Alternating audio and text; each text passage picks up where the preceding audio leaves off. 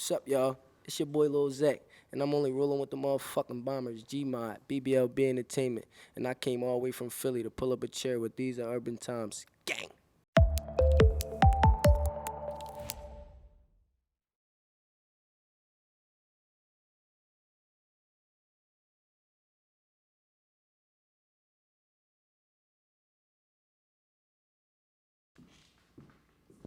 Terrell Thomas, These Urban Times. We're live at the Live Hip Hop Daily Studio downtown Atlanta. And for today's edition of Pull Up a Chair, I'm sitting with a gentleman who comes from the same place as me, that 215. So it feels oh so good to have someone from the Philly area joining us in Atlanta. A young brother that's making a lot of noise in the music realm. So it's only right that he come sit down and speak with us. Let us know and let our audience know everything that he's working on. Lil Zack, how you feeling today, good sir? I'm feeling good, bro. How you feeling? Man, I'm feeling good. It's good to see you down here, man. You know, as I mentioned, you come from Killadale, 215. Yes, More specifically, North Philly, as we were just talking about, York, a hood that I know very, very well. Talk to me about your upbringing and how growing up in that area has influenced your sound. Like, basically, I grew up, I got 9 siblings all together, you get what I'm saying? But 3 of them grown, you get what I'm saying? So it was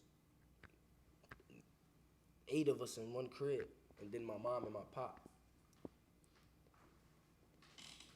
6 of us was in one bedroom. Somebody called DHS. We wound up having to move to a shelter. Like, the whole time we in the shelter and shit, I'm like, fuck, like, why the fuck we in this joint? Like, and I was a kid, I didn't understand it. I wound up moving down North Philly, because I was living down Kensington at the time. Okay. I moved up north. Kensington, a crazy hood too, and whatnot. Yeah. Facts. I was living down Kensington and shit, and somebody called DHS, whatever the case may be. They wound up making us move to a shelter. When we go to the shelter, I was in that joint for like a year and some change. We wound up moving up north, and that's like where I did everything at, like everything. Like, got my first piece of pussy, did a lot of shit, like trap, all that, everything. That's home. Like, north, that's home. That's I respect that. Now, I also know that you were forced to grow up really, really quickly. Yeah. You just spoke on your siblings, but you also lost your parents as well at a fairly young age. Talk to me about how that impacted you and being forced so quickly to move into the role of a father figure for your siblings. I mean, like, I never really had the chance to really sit and like really think about it, cause it happened like when my dad died, I was 16. My mom, she ain't work, you get what I'm saying? So it was like something had to give, somebody had to do something. Like, I dropped out of school. You know what I mean? I don't want to say too much, but I was doing the wrong shit, but I was making sure shit got done, you get what I'm saying? Turned 19, my mom passed away. The night of Mother's Day, my mom went into the hospital. The next day, the doctor called me like, can you come up here? It's urgent. So I go up to the doctors. I'm thinking like, my mom gonna be cool. She gonna come on. They like, her liver fell. Like, I'm like, what the fuck? Like, that shit, it didn't really sink in, because I got all my siblings with me. You get what I'm saying? I can't. They tripping. Everybody losing their mind. I'm trying to be calm. Like, no, we gonna be good. I got y'all. It got to the point like I was holding so much shit in. Like, I start losing myself. You get what I'm saying? Like, I was trying to make sure everybody else was good, make sure everybody else was happy, and I wasn't worried about me. You get what I'm saying? That shit started making me go crazy, bro. Like, drugs. Like, I start going crazy, bro. Like, I wasn't focusing on music the way I was supposed to, or none of that. But I'm back. Speaking on music, when did you feel that music was a part of you? When did you begin to take music seriously and see that this was a path and a journey in which you wanted to pursue? After my dad died. My dad passed away, and I was, like I said, I dropped out, and I just was on the block, just writing songs, freestyling shit. My man was like, bro, that shit hot. Like, my man wound up paying for my studio session. You know, me and my man went half on the studio session, and I ran it. Like, niggas was like, bro, like, got something, like, you know, like, studio session tomorrow on me, I got it, da-da-da-da, my man Ray. After that, it was like, we was like on some team shit. Like, it was just me, couple of my homies we had put up for this, put up for that, put up for this, but I ain't dropped nothing. You get what I'm saying? I ain't dropped nothing until probably 2019. I was just building. Like, I still ain't dropped a whole body of work for real. Like, I posted, like, little shit on SoundCloud and little, like, but that shit ain't, you get what I'm saying? I want bodies of work. You get what I'm saying? This shit gotta make sense. Everything gotta make sense. Facts, I respect that. Yeah. I respect the hell out of that. Everything gotta make sense. This time last year, we wouldn't have been able to have this conversation in person. Everything was taking place via Zoom. The pandemic had us in a different world. We still kind of living in those times, but things are getting better. Things are clearing up. Talk to me about the pandemic and how 2020 has impacted or affected your sound and your creativity. I mean, I live in Atlanta now, so the studio in the crib, like, shit, basically everything in the house. You get what I'm saying? So I don't really care for outside unless I'm doing shows or something. That's the only thing that I wasn't doing with shows, but everything else still was the same. Like, still was doing everything else.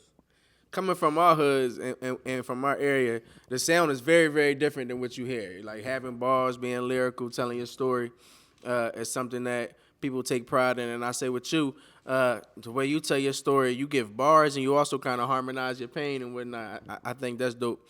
As you were coming up, who were some artists, who were some things, who were some people from the city or not from the city who influenced your sound? I'd say probably like, that's hard, bro. Cause when I first started rapping, I was rapping. Like, I was really rapping. Like, it wasn't like, I was rapping. Like, I respect that. I was rapping, so I was listening to like Jada and like old shit. Like, niggas used to be like, bro, why you listening to this shit? Like, I was young, like listening to Jada Kiss and Beans and watching all they battles and them niggas going. I watched all that shit. That's the type of shit I was watching. Then I start getting into like when P&B Rock got lit, I was fucking with P&B like heavy. Okay, shout out to P&B. Post Malone, I started fucking with Post Malone. Shout out to Post Malone. He's, big bro. Like, I respect that. It's a couple niggas. Okay. Now I know you got a new video out, man. You got a new video out. New music that's looking real dope. I respect how you putting on for the city too with the Phillies hat and the Jones. So I respect that. You know what I'm saying? But talk to me about the new visual, how I feel, and how that all came about.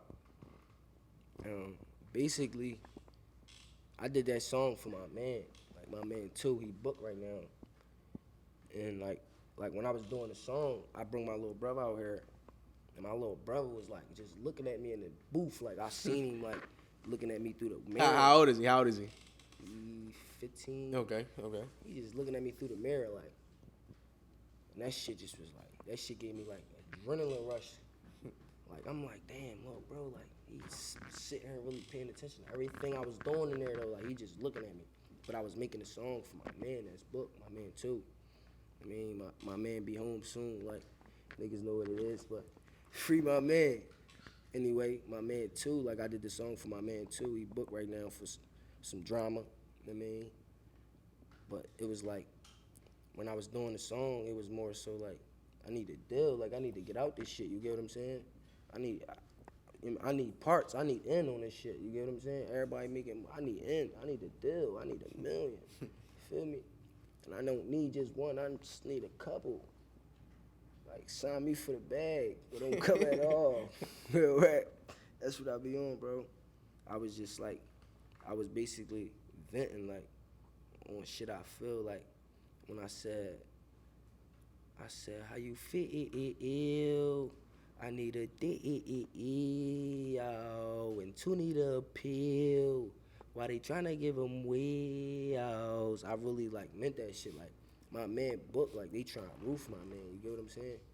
Like, so it's, I mean, that's where I was coming from with it. Like, damn, that's real shit right there. Speaking on how I feel and how folks is feeling in our city, it's not a lot of brotherly love for one of the gentlemen that are on the Sixers roster. I don't even want to say play on the Sixers right now because they got a lot of stuff going on, and he's not currently at training camp and whatnot. I know you've been on the move heavy. You're doing your music and things like that, so you don't have a whole lot of time to pay attention to sports. But I know you got your eye on what's going on in Philly a little bit down in South Philly with the Sixers and whatnot. What's your thoughts on the Ben Simmons situation and Ben what's going Simmons, on you in Philly? crumb bum piece of shit. Get the fuck out of my city, you crumb bum piece of shit. We need AI or some shit, bro. What are you doing, bro? You pass the ball for no reason. You scared to take free. Shoot, learn how to shoot, bro. Like, you shouldn't be spending no time in no clubs, partying, none of that shit, bro. Go work on your shot, bro. That shit is bullshit, bro. Real rap. I can't. It's funny that we hear with Ben Simmons and whatnot, and he's still not in camp and whatnot. We see Joel Embiid has finally kind of spoke on the situation. Sixers still could be in good shape. They got a lot of good pieces. But I damn sure thought them two was gonna bring a championship to the city. Like, so that shit is disheartening. That's what like, hurt me. It's disheartening. That's what hurt me. It's so disheartening. Because it's like, Ben, you was doing great on the games that didn't mean shit, Boy bro. got so much talent, don't make no damn sense. Like, boy got so much talent, don't make no sense. And we here. He's scared. We Like, here. he's scared to really apply. Like, I don't know what it is. Like, he probably feel like he don't want to. I don't know. I don't fucking know. Yeah, I don't know. It's hard. It's hard to dissect. I 'Cause some can't even, some like- nights he got the killer instinct. Most nights he don't. Then this situation here is like, damn. I don't know if there's any recovering for him in Philly, but it'll be interesting to see. New video out. Now we kind of moving into the fourth quarter of 2021. 2022 is right around the corner. I know that you're kind of working on a project. You're working on new music. What are your plans without giving away too many secrets and too many gems? What are your plans as we move forward in 2021 and moving in 2022? My plans is work, drop, kick their ass. I know they want me to drop. You get what I'm saying? It just be, like I said, shit gotta be right. Like, I don't know what everybody else be doing when they be doing they shit and all that. That's why niggas be having lawsuits, because everybody be in a rush to just do shit. You know what I'm saying? Shit gotta be right if I do anything. You get what I'm saying? What's that look like? Are there any artists or producers that you know you want to get in the lab with and tap in with? Do you have your eyes on the sights of that? Do you have your eyes on a target date? You know, possibly summer 22, spring 22. Or are you still kind of filling that out? For before that, but I want to drop Okay. singles before I give them a whole body of work. I want to give them singles, and then I'm gonna give them an album. I don't want to give them new tape, none of that. I want to give them an album. You know what I'm saying? Okay. It's strictly you, or are you gonna have are there cats? It's gonna be a couple people on there. Like, I fuck with a couple niggas in the city. It's a couple niggas. Okay. Be on there. Okay. Please let our audience know how they can check your sound out, how they can check you out via social media, how they can check out the visual as well, how they can check out how you feel with the How I Feel video. Lil Zack .1 on Instagram. All streaming platforms. Lil Zack, How I Feel. You gonna see me. I'm gonna pop right up. You know what it is, 215 in the building. It's always great to see Philly down here. Make sure y'all stay tuned. Pull up a chair. If you're in the area, you're in the A, come mess with us. These Urban Times, stay tuned. We're going to be bringing you a lot more from Lil Zack, a lot of his music, maybe some behind the scenes in his next videos. For sure. Come pull up a chair.